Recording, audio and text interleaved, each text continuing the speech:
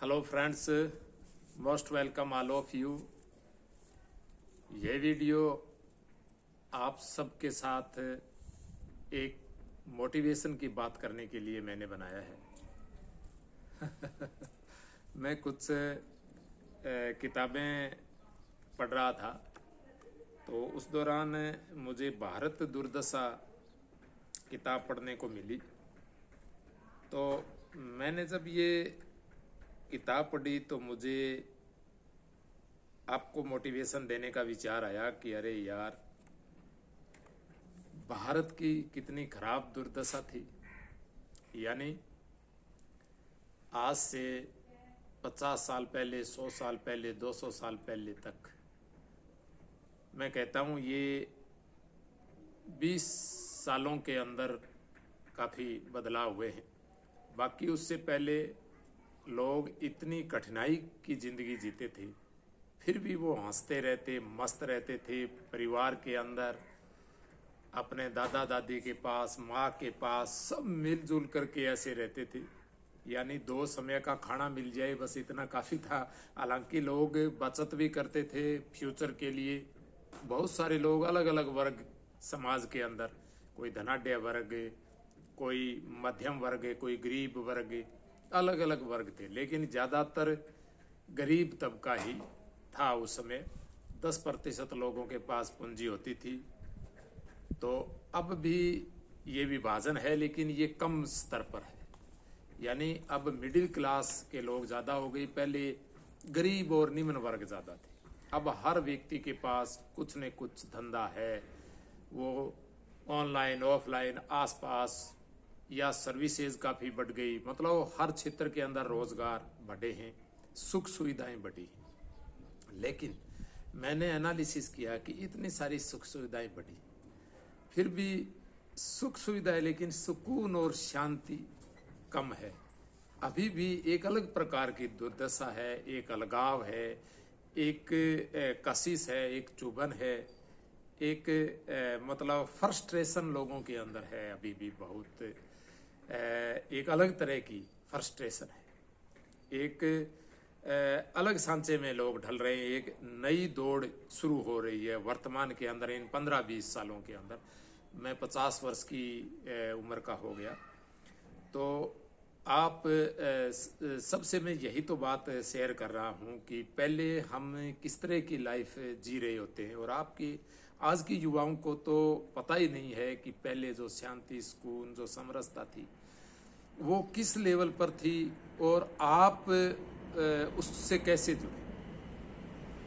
तो इस वीडियोस के माध्यम से सिर्फ चर्चा करना मेरा विषय नहीं है कि मैं आपके साथ इस पे चर्चा करूं। मैं आपको ये बताना चाहता हूं कि आपके अंदर जो सौहार्द था, प्रेम था, सुकून था, माँ बाप के साथ बच्चे घुल मिल के रहते, भाई बहन इतने लड़ लेते थे, माँ बाप भाई बहन आपस के अंदर लड़ाई झगड़ा कर लेते, फिर भी बड़े प्यार से सुकून से रहते थे, सब भूल जाते थे।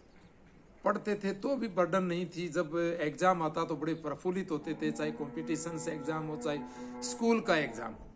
मतलब हर एग्जाम के अंदर हर आदमी बड़े सुकून से, शांति से उस एग्जाम्स को फेस करता था। पढ़ाई को भी लगभग इंटरेस्ट से ही लेते थे। बहुत रेयर स्तर पर 1%, 2% ऐसा कुछ मिलता था कि जहाँ कोई पढ़ाई को तनावपूर्ण तरीके से ले रहा हो, एग्जाम को तनावपूर्ण ढंग से ले रहा हो, एक कोई स्ट्रेस, कोई बोझ, कोई भाग दौड़, ऐसा बहुत कम था। अब उल्टा हो रहा है। 10%, 20% लोग सुकून के साथ अभी भी पढ़ रहे हैं। 10% बहुत होता है। 100 लड़कों में 20 लड़के, मैं मानता हूँ 20% लोग बड़े आनंद से पढ़ते हैं, और अपना एग्जाम को वो फेस्टिवल मानते हैं। वो इंतजार करते हैं कि अरे यार, ये एग्जाम आए, कब मैं तैयारी करके, अब ये एग्जाम आएगा उस दिन, कब मेरे सामने पेपर आए और मैं लिखूं।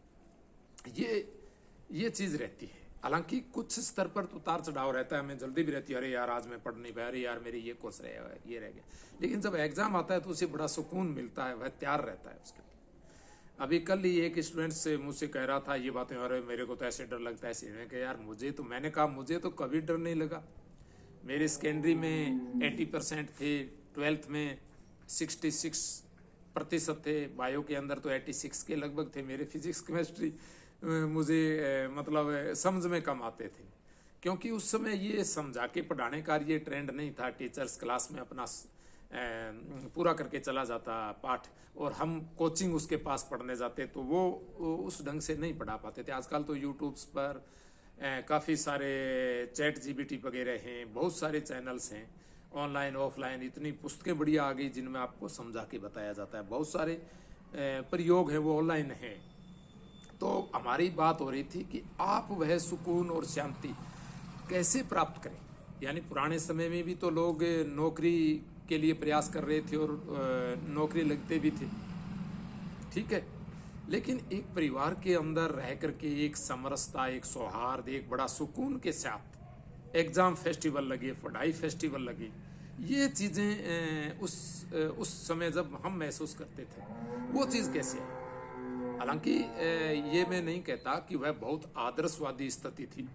वहाँ भी माँ बाप की हमें उस समय बहुत सारी गालियाँ भी हमें मिलती थी, हमारी पिटाई भी हो जाती थी, लेकिन फिर भी हम उस चीज़ से बाहर निकल जाते, रिग्रेट नहीं करते थे, अपने पढ़ाई में वैसे ही जुट जाते थे, तन्मयता से, एकाग्रचित होकर के, ये कंसंट्रेशन से, कंसिस्टेंसी भी रखते थे। ये चीज़ कैसे आप प्राप्त करें, और इससे आप मतलब इसको महसूस करते हैं। कई बार मैं आपको एहसास कराऊंगा। आप जब अपने घर अपने माँ बाप के साथ, दादी दादा के साथ जब आप होते हो, तो आपको ऐसा महसूस होता है कि मुझे बस दादी की गोद के अंदर मैं ऐसे लेटा रहूं, दादी मेरे बालों में हाथ फेरे, नानी मेरी माँ मैं इनके पास रहूं। कितना अच्छा एहसास होता है। वही एहसास एक बार आप जब भी छुट्टियां आए आप महसूस करो, या आप जहाँ भी जाएं, पार्क में और कहीं भी, अगर आप माँ बाप से दूर हो तो भी आप इस तरह से महसूस करें कि मैं माँ के पास बैठा हूँ, और ये जो होटल पे चाय पी रहा हूँ मेरी माँ ही बना के लाई है, और मैं बड़े आनंद से पी रहा हूँ, और अब जाके मुझे पढ़ना है, क्योंकि अब स्थितियाँ बदल चुकी हैं। अब आपको कोचिंग्स में बाहर पढ़ना जरूरी है। You will have to read, you will have to take coaching, you have to learn by test series, क्योंकि ये कंपटीशन है, निर्दयी दौड़ ये हो चुकी है। इसमें कोई दया नहीं है किसी लेवल पर, क्योंकि अब जो भौतिकवादी सुख सुविधा प्राप्त करने की दौड़ है, उसमें बहुत सारे लोग शामिल हो गए। पहले सर्विसेज कम थी तो उसमें भाग लेने वाले तो बहुत ही कम थे। अब तो बहुत सारे लोग हो गए, सर्विसेज भी बहुत हो गई है, लेकिन अब सोर्स भी तो बहुत सारे हो गए। कोचिंग के लेवल पर या बहुत सारे लेवल पर आपके पास सोर्स है, लेकिन फिर भी आपको ऐसा लगता है कि हाँ यार, जहाँ से सिलेक्शन हो रहे वहाँ मैं टेस्ट सीरीज लिखूँ, उस कोचिंग से जुड़ूँ। क्योंकि घर के माहौल क्या हो गए आप सबको पता है। घर का जो माहौल हो गया है वह भी एक खालीपन नहीं है। वहाँ इतने सारे लोग भरे हुए, माँ बाप जो हैं वो बहुत सारे बच्चों के माँ बाप सर्विस कर रहे हैं, वो टाइम नहीं दे पा रहे। बहुत सारे लोग जो अपने आसपास हैं वो लोग क्या करते हैं, आपसे एक अलग तरह का मतलब एक जैसे करते हैं ना, एक ईर्ष्या टाइप सी हो चुकी है। पहले जैसे लोग नौकरी लगते बड़े खुश होते हैं, अरे यार वहाँ वो छोरो नौकरी लग गया फलाना, वहाँ बेटा देख तू भी पढ़, एक अच्छे तरीके से बात होती थी। अब कहते हैं ना रे वो उसने धांधली की होगी, ये किया होगा, वो किया होगा, एक अलग तरीके का माहौल बना देते हैं। तो आप बच्चे को मोटिवेट कीजिए कि हाँ बेटे वो लगाए तो तुम भी प्रयास करो। तो आप अपने माँ बाप से बात किया करो, आप पार्क जाएं। जैसे मैंने अभी एक सोर्स लगाया कि हर व्यक्ति अपने नज़रिए से देखता है। बिल्कुल एक टीचर है, माँ बाप यही कहेंगे कि बेटे पढ़ो, ये वास्तव के अंदर ये कोई गलत बात नहीं है, सोचना भी चाहिए।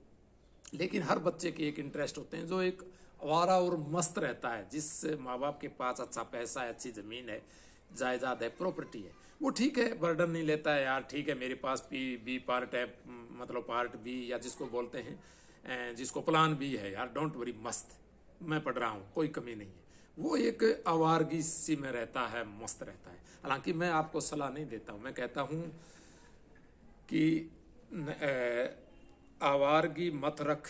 मैं कहता हूँ, ये जैसे कहता हूँ, तू फकीराना फितरत रख। आप आवारगी मत रखिए, तू फकीराना फितरत रख मगर आवारगी ना रख, चाहत और जुनून रख मगर फल से ना मोहताज रख। जब हम फल से मोहताज नहीं रखते हैं कि नहीं यार, मैं बहुत सारी जगह हमारे जो भी जॉब है, बहुत सारी जगह मैं प्रयास कर लूँगा। ये एक मेरे लिए एक अवसर आया है, अब मैं इसमें प्रयास करके देखता हूँ, ठीक है। जब उसके अकॉर्डिंग आप प्रयास करते हो तो उस अवसर में भी आप कामयाब होते हो, और फिर आप ये सोच रहे हो कि नहीं यार, मुझे प्रयास मेरा बेटर करना है, यहाँ हो पाएगा तो बड़ी मस्ती की बात है, यहाँ नहीं पाएगा तो और जगह प्रयास करेंगे। मतलब जीवन का नाम ही प्रयास है, और उस प्रयास में बहुत सारे लोग कामयाब हो रहे हैं, तो आप क्यों नहीं होंगे? निश्चित रूप से होंगे। ये होता है, क्योंकि मैं देखता हूँ कि जब लगे रहते हैं तो प्रयास होता है, जो छोड़ देते हैं वो क्या है, ठीक है, वो तिफल क्या गिरेंगे जो मतलब मैदान में घुड़सवारी करते ही ना हो। जो मैदान में उतर करके खेलेगा नहीं, वो कौन से छक्के लगाएगा, चौके लगाएगा, वो तो रन ही नहीं बना पाएगा। कहते हैं दो लोग दौड़ते हैं तो एक जीतता है, तो हर बार दौड़ के अंदर हो सकता है अगली दौड़ में आप जीतें, हो सकता है इसी दौड़ में आप जीतें, तो दौड़ते रहिए, इस दौड़ के अंदर भाग लेते रहिए। बहुत प्रकार की दौड़ है, ठीक है।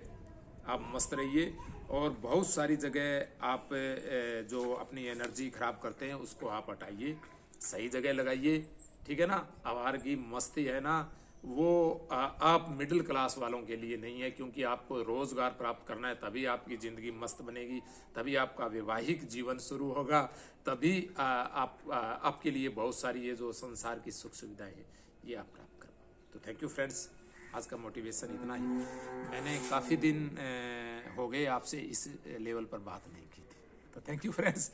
और आपको बता दूं कि RAS मेंस के लिए सिर्फ पढ़ना ये कोचिंग्स के बहुत सारी चीज़ें ये नहीं है। आपने RAS मेंस 2023 में देखा, प्रीलिम्स में देखा, प्रीलिम्स में भी बहुत सारे लोग रोते रह गए, मेंस में भी, क्योंकि वहाँ आप कौन सी बहुत सारी चीज़ें मिस कर देते हो। भी हमें कैसे क्वेश्चन लिखना चाहिए, कैसे हमें मतलब इमेजिन करना चाहिए, ड्राफ्टिंग करनी चाहिए, RPSC क्या प्रश्न पूछ सकती है, किस प्रकार चारों पेपर्स की तैयारी करें।